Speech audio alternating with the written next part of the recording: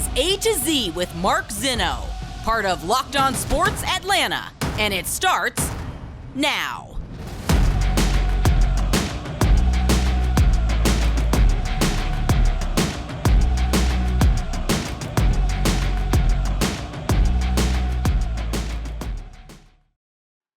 Good afternoon. Welcome to A to Z here on Locked On Sports Atlanta, where today I tell you this has disaster written all over it. Welcome in. We are live here on this Thursday, one day closer to a long Labor Day weekend. Appreciate you guys joining me here on A to Z. Give me a follow on Twitter at Mark Zinno, MarkZinno. Of course, follow the entire network at Locked On ATL. Lots to get to here, including news that I knew was coming, but I still hate that it's here. And Georgia, Oregon getting one day closer. A lot to look forward to there as well. I wanted to start with the Atlanta Braves because they snapped their three-game losing streak last night as they beat the Colorado Rockies 3-2. Kyle Wright gets his 17th win. And while it felt good to, get back in the win column and obviously not lose another game to the Colorado Rockies, the Mets also won last night. So that keeps the Braves right where they are in the standings, behind the New York Mets in the chase for the NL East. Right now, they sit at 3 games back. They got their 80th win of the year. So everything seems like, it's falling right back where it needs to be. Two things. One, let's start with Kenley Jansen last night, who gave up a 2-run bomb. It was a 3-0 lead into the ninth. And it's funny because I had on one of the gambling shows I do, I had given out the Braves -1.5 on the run line. And after Austin Riley hit the 2-run homer in the first, I'm starting to feel good. And then they're 3-0. I'm sitting here going, oh, they're going into the ninth. I literally changed the channel. I literally stopped watching the game because I was like, Jansen's going to come in, close the door, we'll get out of here, and we'll cover this -1.5 on the run line. Was not to be. Jansen gives up a 2-run homer, and Braves win by 1 and lose it. And the only thing I think that's alarming about it is, look, I get that guys are going to blow saves. Closers, it's going to happen to them. There's no getting around it. We've said this repeatedly. But it's how you come to the next one. Are you clean right through? Do you just mow them down 1, 2, 3, and everything looks like it went back into place where it was supposed to go? I think that, to me, is one of the bigger marks of your closer and how good they're going to be or how consistent they can be, how much you can trust them, because you're going to have situations where you slip up. It's just baseball. The numbers will always dictate that nobody's going to be 100% perfect through an entire season. It's really, really, really hard. And so from that standpoint, the fact that Jansen gave up a 2-run bomb was a little bit disconcerting. Am I worried? No. Is it in the back of my mind that maybe one more of these could be a little bit more of an issue than we expect? Yeah. That's kind of where I am right now. And it's a bad time to have it happen because it's not exactly like you have a whole lot of time to fix things, right? This happens in April or May. You're like, okay, take him out of the role for a little bit, let him work setup, bring him back in, let us see if he can feel comfortable and everything else. You're in the middle of a pennant race right now. You can't, you can't 100%, make a change like this down the stretch. Of all things you want to be solidified right now, your bullpen has to be there. I mean, you could spot start anybody down the stretch if you need to. If your bullpen is trustworthy, then you're going to be good. So the Jansen thing, to say the least, a little bit disconcerting is the word that I'll use. The other thing that is more than disconcerting at this point, I've talked about it several times already, is something I think that is ultimately going to play out poorly. I'll tell you what that is in a moment, but first a word from our friends at betonline.net, the fastest and easiest way to check in on all of your betting needs. Find your favorite sports and events and at the #1 online source for odds, lines, and games. That's betonline.net. You'll find reviews for every league, news of every league, Major League Baseball, talk about the playoff push, NFL right around the corner, college football here already, and more this weekend, NFL, NBA, NHL, combat sports, esports, even golf. BetOnline continues to be the top online resource for all your sports wagering information. From live in-game betting, scores, podcasts, they've got you covered. And, of course, you can come to me. I use betonline.net, so I get a lot of my information from there. If you're hearing it from me, you know where you're getting it from. You head to BetOnline today, or use your mobile device to learn more about the action that's happening today. Bet online, where the game starts. Okay. Once again, we are getting reports after a Braves game about Ronald Acuna's knee. Now, Acuna returned to the lineup after 3 games off. Coincidentally, the Braves lost all 3 of those games. He DH'd last night, hit a home run, turned out to be a pretty pivotal one, as it was the game-winning home run. And he said after a game through an interpreter that his knee feels, quote, terrible. Now, laughing when he said it, he was joking around, and this is, again, according to Dave O'Brien of The Athletic, but clearly, making a point to say that it bothers him. He said, we're going to play through it until the season's over. If it feels good it feels good to be able to help and support the team, but most important thing is we won the game. Okay. I don't like any of this. This feels like it has disaster written all over it. As I said a moment ago, if this was May, he'd be on the IL. There's not a doubt in my mind. If this was May, he'd be on the IL. Because we have turned the calendar to September, happy September, everybody. Because we have turned the calendar to September, and they are in the thick of a pennant race, trying to snatch back the NL East and win it again, Ronald Acuna Jr. is going to play through this. Now, everyone will say immediately, Zinno, of course he needs to play through it. That's what you're supposed to do. That's what you get paid for. That's why you get paid big bucks, so you can play through the pain. And that's what we expect of athletes, play through the pain. That's fair. Playing through the pain with something like this could come at a cost that is more costly than what you're doing. Now, again, some of this flies right in the face of things that I've said. You win as many World Series as you can. You treat every year like you've never won the World Series. You play as hard as you can for as long as you can to win as much as you can. I agree. I'm not backing off that stance. And I'm not sitting here saying, well, just shut him down. You won the World Series without him last year. You're not a better team without Ronald Acuna. But something about this feels as terrible as Ronald Acuna's knee. I don't like it. I don't want this to be the beginning of the story that ends with, quote, he was never the same again. I mean, this is the cornerstone piece of your franchise. Now, again, I don't know. I think there's ways they can work around this. Can they DH him? Does it make him feel better? Maybe. But if you DH him, now you're running into a whole different set of problems for Brian Snitker that the lineup has to deal with, right? Which is, again, Ozzie Albies coming back, and we thought Vaughn Grissom could DH. Now, where is he going to go? And it's all over the place, man. It is a very, very tough situation to deal with, and I am praying it doesn't go down that road. But it feels like we are headed for that level of story this offseason. Everybody keeps saying that there's nothing to indicate that his knee would be bad or would need to be operated on again this offseason. Nobody knows that for sure, and you won't know till the season's over. Let's hope he can keep it together. One other quick note on the Braves, and Brian Snitker brought this up, and I'd love to dive into this deeper at some point. But Brian Snitker basically said, quote, we hit homers and we strike out. I mean, you look at the stats, it's pretty evident that's just kind of the way we are. Take it from somebody who watched a team do that for like a decade, hit home runs or strike out. You don't win a lot of World Series doing that. And being a Yankee fan, you get used to that, and it's kind of annoying. And I only bring this up to say, I hope that's not the case when they get to the playoffs. When you face really good pitching, guess what happens? You strike out more than you hit home runs. That's problematic. And when you do hit home runs, they're typically solo home runs. So not a lot of dudes are on base. Write this down in your mental Rolodex and leave it there. And I hope I don't end up saying I told you so. But if that's the philosophy going into the playoffs, there is some concern about the viability to end up winning another World Series. It's a bad offensive philosophy, and it always will be. Trust me. All right, coming up next, this is news I knew was coming. I hate that it's coming. I hate the news, but I'm just going to have to live with it.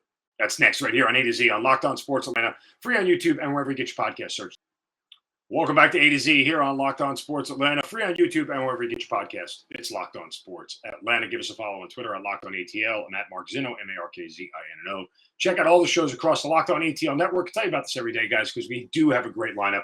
A lot of great people putting on some quality work here that you need to check out on a routine basis. After A to Z, you have Hitting Hard with John Chuckery, ATL Day Ones, Tanisha Batiste, and Jarvis Davis. Don't forget about our Braves postcast with Grant McCauley and others after every Braves game. And, of course, Locked On Falcons with Aaron Freeman, Locked On Hawks with Brad Rowland.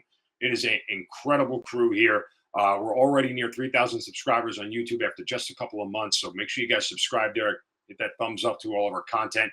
We certainly appreciate it, and thanks for being part of this Locked On Sports Atlanta journey. All right, we'll dive into what could go wrong for Georgia here as they look to repeat as national champions coming up next. But I got the news yesterday, and it was after I had already recorded A to Z, and so I wanted to spend some time on it today. But according to The Athletic, Nicole Auerbach and Matt Fortuna, we are getting the news that I knew was coming, that I hate that it's coming, that I'm bothered by the fact that it's coming, but I know that this was eventually going to happen. It was a fait accompli, and here we are. And that news is simply that there's a meeting Friday for the folks who make up college football playoffs top governing body to try and already talk college football expansion, as those talks are, quote, trending in a positive way. The sources are saying that they weren't sure tomorrow's meeting will get a vote on a 12-team format that was publicly vetted last year, but that's the direction that they are heading. Look, I'm so anti-expansion, it's ridiculous. I really am. I don't see the need for it. I think you're watering down the product. I think 4 is good enough. I think the way it sets up now lends perfectly to, what you're trying to accomplish when you have 5, quote, power conferences and you have 4 slots there. Everything matters. Every game matters across the board. There is a certain amount of perfection that you want to try to attain in order to be in the college football playoff. And I understand all that, and I think it's great. On the same respect, there's just way too much money that they are leaving on the table every year.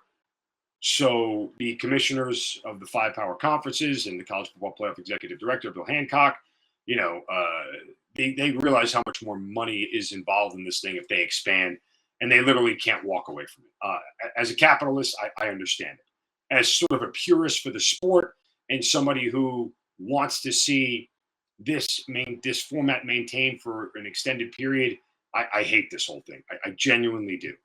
Oh, you're just being a negative Nancy or Debbie Downer. Why don't you want expansion? Because I don't want to see Wisconsin get their butts kicked in the first round of the college football playoff. Because I don't care that, teams like Cincinnati and UCF feel like they have a right to be there. No, they don't. They're not at the same level. It's not the same level of competition. Oh, but everybody deserves a chance. They do have a chance. Go out and play a real schedule, beat real opponents, and you'll have a chance. It's that simple. I mean, I am all for every year seeing the best teams get there. And I'm sorry that the American is not the best football conference in America. Okay. That's a you problem. That's not a me problem. I'm totally okay with the format the way it is. I don't care that 2 SEC teams get there. Give me the best 4 teams every year, and that's all I care about. And I think we've gotten that pretty much every single year of the college football playoff, maybe with the exception of 1. We even got it with the BCS for the record, maybe with the exception of 1. I think it was that Clemson-Auburn year. I forget what year it was, like in the early stages of the BCS. But regardless, so I am anti-expansion. But again, leaving this much money on the table is problematic to a lot of the commissioners and everything else. But there's one thing that they need to do, and I'll tell you what that is in a second. First, a word from our friends at Coffee AM. Guys, best small batch coffee roaster in America. Every day you'll hear me tell you about them, and every day I start my day with Coffee AM. Why? It's delicious. It smells great. It tastes great. And it's just the perfect coffee if you love to drink coffee. They are so fresh. They are roasted and shipped on the same day or close to it, so you're getting the high quality stuff. They only roast specialty grade current crops that give you flavors from around the world. And that's the crazy part about it. I never thought I'd enjoy coffee from Sumatra or Costa Rica. Like, I just thought coffee came from coffee, right?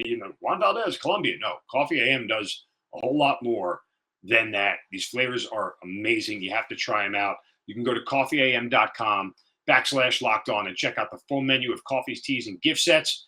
That's coffeeam.com/locked-on. Use the coupon code locked-on at checkout to get 15% off your first order of coffees, teas, and gift sets. Coffee AM, the best small batch coffee roaster in America, and it's right here in Georgia.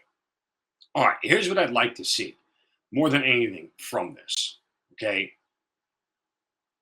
I understand that there's a rush to get this done, and with the current TV deal expiring, I think in 2024, 2025, or 2025, 2026 kind of deal where there's 2025 season, the playoff is in the year 2026. They are estimating that 2 additional years of that, if they, accelerate the timeline and do it before the current TV contract is up, could be worth approximately $500 million in additional revenue. And there are other teams, other conferences right now that are lusting after this money. The Big 12 needs the money. The Pac-12 needs the money, right? The ACC, yes and no. They've been pretty static, but they've also been a lesser league, but they haven't exactly been poached and teams aren't exactly leaving. So they're pretty consistent with where they are. But those other 2 conferences really want the money and they want it now. And their desire to do it, I think, is flawed. I wish they would sit there and figure out all these schools moving conferences first. Just do that. Like, if you're going to get to a 12-team playoff, then either give me 6 conferences or 4 and automatic qualifying bids. Fine. I know some of these commissioners were anti the automatic qualifier bid. Big Ten Commissioner Kevin Warren last year voted down the expansion because of the automatic qualifier for the Power 5. But now he's softening his stance on that. Just get the conference realignment stuff done first. Get in a room, figure out what's best for everybody, okay? And try to level this thing out as best you can before you do the expansion. Because if you do the expansion and then you got things moving again, you're going to alter the expansion again to fit the changes of the conferences. It only makes sense to do it that way. Like, just take a minute, figure out what you want the conferences to look like, who's going to be invited into the Power 6, who's not, and then go ahead and execute the playoff and the format accordingly.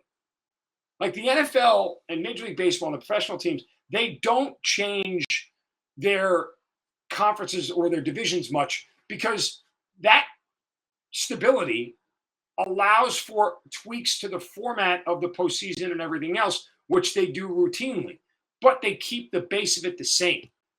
And that's what I think college football needs to do first, is just settle what the conferences are going to look like. Move everybody around now, put all the pieces on the board where they need to be, and then go ahead and execute the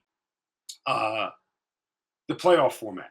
Because in reality, okay, and again, I'm okay with this, but in reality, the way the Big Ten and the SEC are set up now, half of the college football playoff, or 8 teams, are going to be from those 2 conferences. Then why have automatic qualifiers? Period. Like, don't do that. Then just give out the bids as they are. There's no reason to have an automatic qualifier when you have 2 heavy-laden conferences like the Big Ten and the SEC. Make this make sense for me. If you're going to expand, which I know you are because the money is there, please go ahead and fix the conference realignment issue first. It's my lone request. My lone request. All right, coming up next, we'll hand out a shuffle of wisdom as well. Everything looks like it's gone right for the Bulldogs this offseason. What could go wrong that could derail their championship hopes in back-to-back seasons? That's next right here on A to Z on Locked On Sports Atlanta, free on YouTube, and wherever you get your podcast, search Locked On. Welcome back to A to Z here on Locked On Sports Atlanta. Final segment. It's free on YouTube. Wherever you get your podcast, you search Locked On Sports Atlanta. Hope everybody's having a wonderful Thursday. Appreciate making A to Z part of your everyday sports listen. Before we get to the Bulldogs, they get set to take on Oregon and what could go wrong this year. Now time for a shuffle of wisdom. Brace yourselves, because it's time for the shovel of wisdom.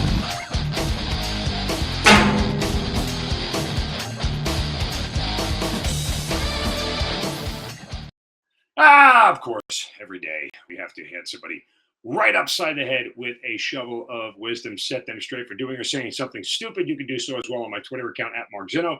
Just use the hashtag shovel of wisdom. And today my shovel goes to Matthew Carlisle. Matthew Carlisle is, I guess, a patron of an LA Fitness gym right here in Marietta. In fact, I know exactly where this gym is on Terrell Mill. And I've actually worked out at that gym before for a short time. For the record, not a big LA Fitness fan. It's a weird place to work out, bro. I mean, it's just not like people are not really. It's more like a social hour than actually working out. But I'm still a meathead, so that's a whole different conversation. Anyway, last week Matthew Carlisle snuck into the women's locker room shortly before closing. Matthew is obviously not a woman. And he jumped in the shower and grabbed a woman showering naked and basically assaulted her. The woman pushed him off, causing him to trip and fall down. And she ran away yelling for help. Carlisle was arrested at the scene, obviously, after getting a description. And he was charged with, get this, felony count of peeping Tom, disorderly conduct, and sexual battery. Yeah. Well, by the way, I didn't really know that peeping Tom was an actual crime. Interesting to note that it is. But, yeah, don't do this, you weirdo maniac. I guess if you're working in the gym, you're not really paying attention to stuff like that. But, yeah, and it was closing time, and everyone's trying to get out of there, and blah, blah, blah. Just insanely stupid stuff. Hey, dude, and there's a lot of other ways to handle your business than running into the women's locker room. That's all I'll say, and leave it at that before I get myself in trouble. Okay, all right, let's get to the Georgia Bulldogs and a season preview real quick from Chip Towers, who covers the Dogs, one of the best in the biz. And, you know, he kind of just goes up and down the list of things that could go right and could go wrong for the Georgia Bulldogs. And I think he hits on some really fine points here. I just want to kind of go over with you about one Stetson Bennett.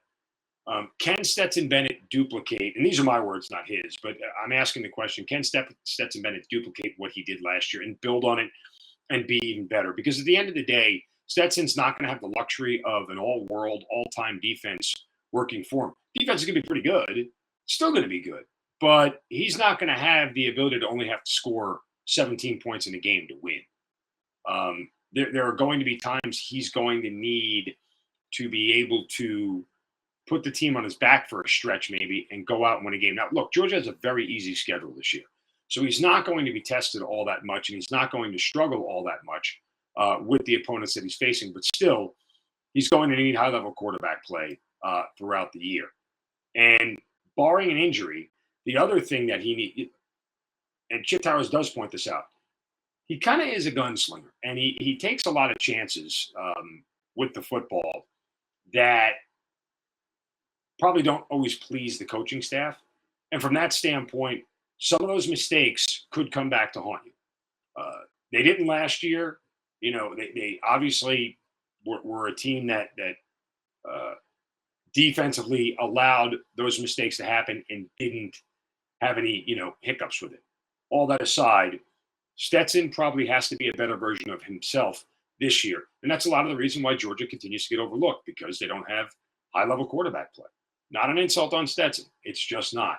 Simply put, he's not a high-level quarterback in college. He's a good quarterback. He's a sound quarterback, but he's not ever going to be the focal point of anybody's offense. It's that simple. Defense coordinators don't worry about Stetson Bennett. They worry about Brock Bowers. They're going to worry about Kenny Milton and Kenny McIntosh and all those guys. Kendall Milton, Kenny McIntosh. Got to get it right. Speaking of those two, how are they going to perform? That's another thing Chip Towers says. How are they going to perform? And that's a fair question. Georgia has always had a staple of running backs that once one leaves, they reload and are able to push through. No reason to believe these guys won't. No reason to believe at all that this running back group would struggle in any size, way, shape, or form to be able to carry the load.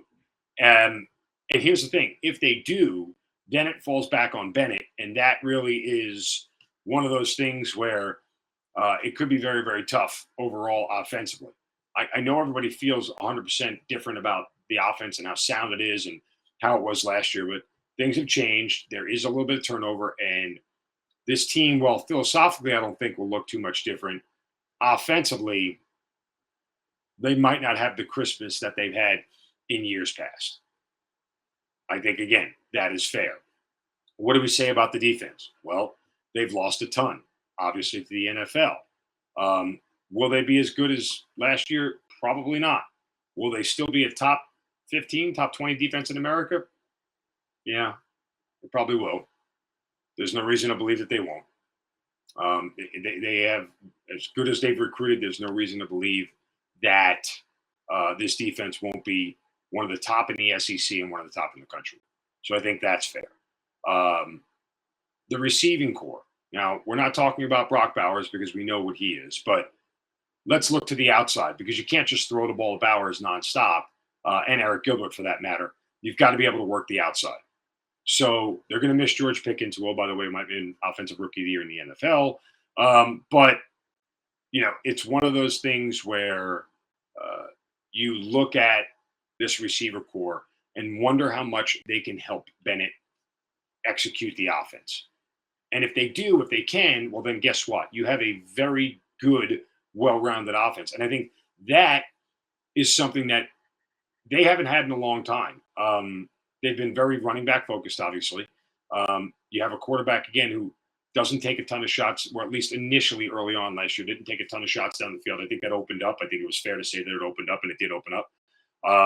But this Georgia team this year, if they can be more well-rounded on offense, if they can find ways to work the outside of the field as much as the middle of the field in the passing game, they're going to be really tough to beat.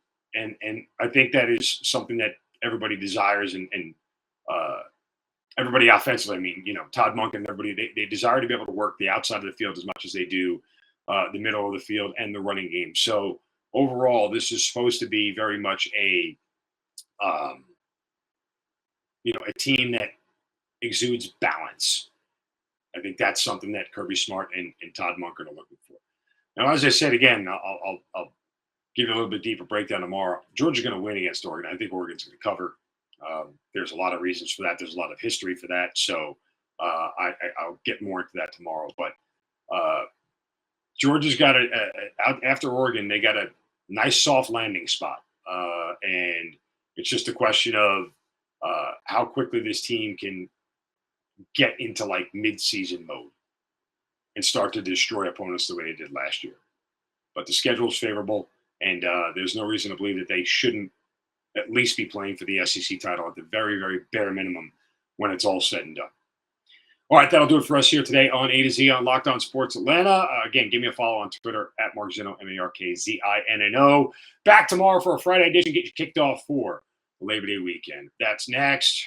Make sure you listen to Hitting Hard John Chuckery and ATL Day One's Jarvis Davis and Tanisha Batiste. You guys have a great day. Don't take any crap from anybody. See you.